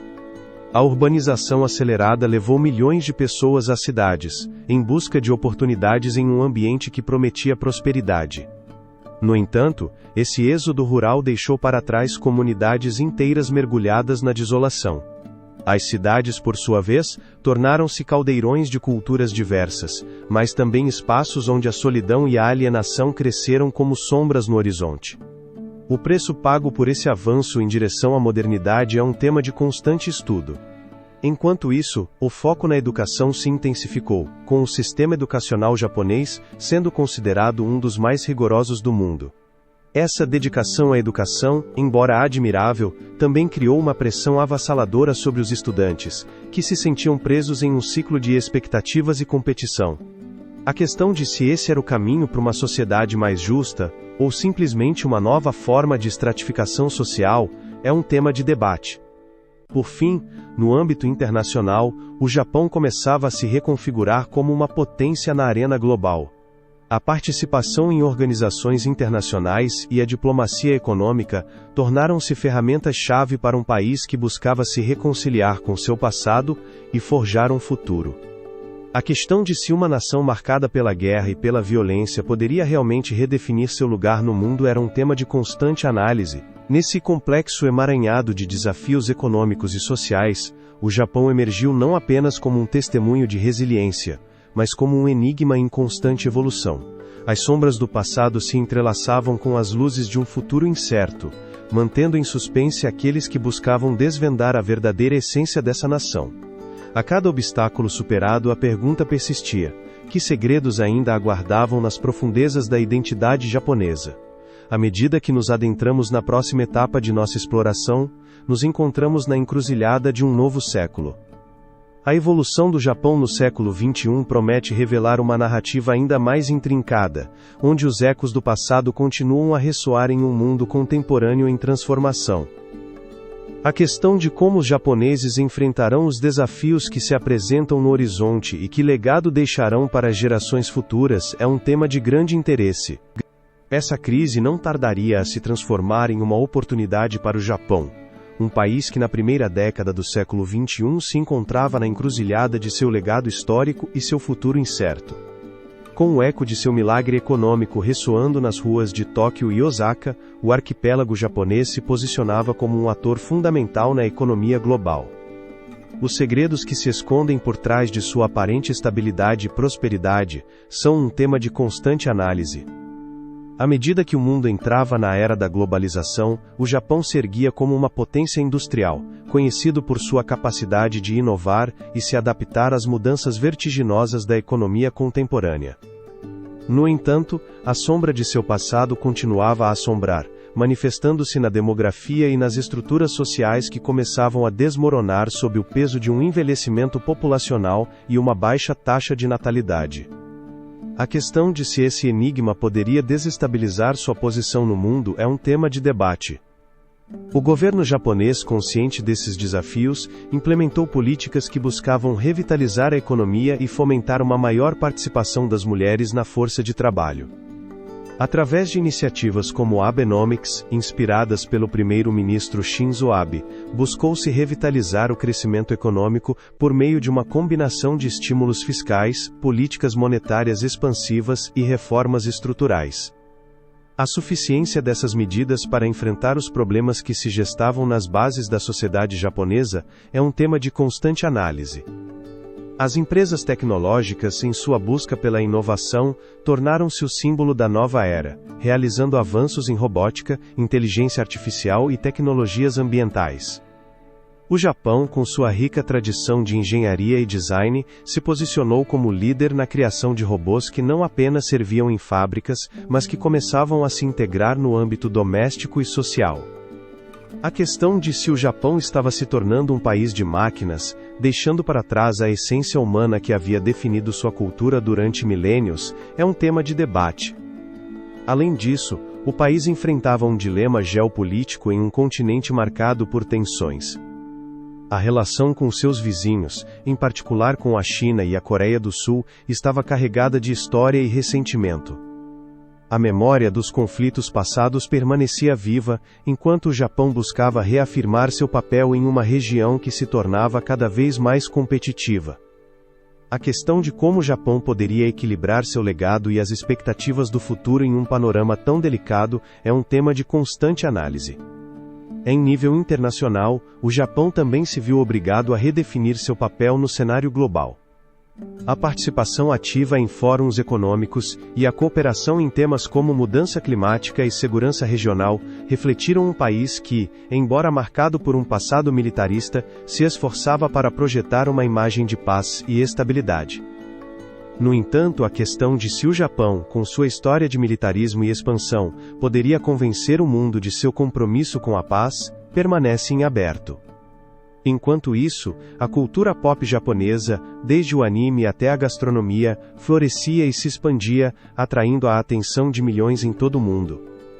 Esse fenômeno cultural não apenas consolidou a imagem do Japão como um lugar de criatividade e modernidade, mas também se tornou uma ferramenta diplomática, suavizando tensões e criando laços mais fortes com outras nações. A questão de se a cultura poderia ser a ponte que unisse um Japão dividido por sua história e seu presente é um tema de debate. À medida que o século XXI avança, o Japão enfrenta um mosaico de oportunidades e desafios. A combinação de sua rica herança cultural e sua busca por inovação ressoa no coração de seu povo, mas a sombra da incerteza sempre está presente. A questão de se o Japão conseguirá encontrar o equilíbrio entre seu legado e seu futuro, permanece em aberto. Com cada passo que dá, o país continua escrevendo sua história, um relato entrelaçado de sucessos e fracassos, de conflitos e reconciliações. No horizonte, vislumbram-se novos desafios, como a mudança climática, que ameaçam não apenas sua economia, mas a própria essência de sua existência. E assim, enquanto o Japão enfrenta as ondas do tempo, surge uma pergunta crucial: está preparado para navegar em direção ao futuro, ou se encontrará preso nas redes de um passado que não pode esquecer? Neste contexto de incerteza e possibilidades, o próximo capítulo nos levará a explorar não apenas o presente do Japão, mas a refletir sobre os desafios e oportunidades que se avizinham no horizonte. Um futuro que ainda está por ser escrito. À medida que concluímos nossa jornada pela história do Japão, nos encontramos à beira de um novo capítulo que se desdobra diante de nós, repleto de enigmas e desafios. A narrativa do Japão, forjada ao longo de milênios, foi testemunha de transformações surpreendentes, desde suas origens pré-históricas até seu papel moderno na economia global. Os mistérios que ainda repousam no futuro desta nação insular são um tema de constante especulação. O Japão contemporâneo enfrenta um conjunto de desafios sem precedentes. Um dos mais urgentes é o envelhecimento de sua população. A sociedade japonesa, caracterizada por sua reverência à tradição e à família, se encontra em uma encruzilhada. Segundo as projeções demográficas, para 2030, estima-se que 1/3 da população terá 65 anos ou mais. Esse fenômeno não apenas levanta questões sobre o sistema de pensões e atenção médica, mas também coloca em risco a vitalidade cultural e econômica do país. A resposta do Japão à sombra do envelhecimento, que ameaça sua força de trabalho e seu dinamismo social, é um tema de grande interesse. Ao mesmo tempo, o Japão enfrenta a pressão de se adaptar a um mundo que muda vertiginosamente. A tecnologia, que um dia foi seu bastião, agora apresenta tanto oportunidades quanto desafios. As empresas japonesas, que foram pioneiras na eletrônica e na automotiva, devem navegar pelo complexo cenário da inteligência artificial, robótica e sustentabilidade. A capacidade das corporações, como Toyota e Sony, de se adaptarem a um futuro onde a inovação constante é a única constante, é um tema de constante análise. A história nos ensina que a capacidade de adaptação foi fundamental para a sobrevivência. No entanto, o futuro exige algo mais do que adaptação. Demanda uma reinvenção radical. À medida que o Japão contempla seu lugar em um mundo cada vez mais globalizado, a questão de sua identidade nacional se torna crítica. Após séculos de isolamento, o país abraçou o intercâmbio cultural, mas o custo desse processo é um tema de debate. A influência das culturas estrangeiras enriqueceu a vida japonesa, mas também gerou um eco de incerteza sobre a preservação de seu legado cultural. A questão de como a modernidade será equilibrada com a tradição em um país onde o passado e o presente parecem colidir em cada esquina, é um tema de grande interesse. A relação do Japão com seus vizinhos asiáticos é outro dos desafios que marcam o horizonte. As tensões históricas, como as feridas abertas da Segunda Guerra Mundial e as disputas territoriais no Mar da China Oriental, continuam a afetar as relações diplomáticas. Apesar dos esforços para estabelecer um diálogo construtivo, a possibilidade de que as potências regionais encontrem um caminho para a reconciliação e a cooperação é incerta. O futuro do Japão não pode ser desvinculado de seu contexto geopolítico. O eco da história ressoa em cada decisão política. No âmbito econômico, o Japão enfrenta a pressão de continuar competitivo em um mercado global que não perdoa. A economia japonesa, embora robusta, mostra sinais de estagnação. As empresas devem encontrar maneiras de inovar, atrair investimento estrangeiro e fomentar o empreendedorismo. À medida que o país avança para o século XXI, a pergunta persiste: será que o Japão conseguirá revitalizar sua economia e superar o legado da bolha econômica dos anos 90? No entanto, nem tudo são sombras no horizonte. O Japão também se encontra no auge de oportunidades extraordinárias. A crescente conscientização sobre a sustentabilidade oferece um caminho para um futuro mais verde, onde a tecnologia e a tradição podem se entrelaçar para criar um novo modelo de desenvolvimento. Projetos como as cidades inteligentes e o investimento em energias renováveis são exemplos de como o Japão poderia liderar na luta contra as mudanças climáticas. A possibilidade de que a nação que um dia foi devastada pela guerra e pela natureza encontre em sua capacidade de inovar um novo propósito é um tema de grande interesse. Os jovens japoneses, frequentemente rotulados como hikikomori ou reclusos em seus quartos, são também um símbolo da dualidade do futuro. Em sua busca por identidade, muitos desafiam as normas sociais e buscam criar um Japão que reflita suas aspirações e valores contemporâneos. Através da arte, da música e da tecnologia, esta geração está reescrevendo a narrativa japonesa. A questão de se a voz desses jovens, frequentemente silenciada pelo peso da tradição, poderia ser a chave para desbloquear um futuro vibrante e diverso, é um tema de debate. Enquanto refletimos sobre o futuro do Japão, é vital lembrar que cada desafio traz uma oportunidade. A história foi testemunha de como esta nação superou adversidades e emergiu mais forte. Desde os ecos da era Meiji até as lições do milagre econômico, o legado do Japão é um de resiliência e renovação. Assim, ao concluir esta travessia pela história do Japão, nos resta uma pergunta que ressoa no ar: que legado deixarão as decisões de hoje para as gerações futuras? À medida que o Japão enfrenta seu futuro, o eco de sua rica história continuará a guiar seu caminho, lembrando-nos de que, embora o futuro seja incerto, o espírito japonês provou ser inquebrantável. Nesta encruzilhada, a nação é chamada não apenas a lembrar seu passado, mas a forjar um futuro que honre sua herança enquanto abraça o desconhecido. A história do Japão continua, um mistério eterno que aguarda ser revelado.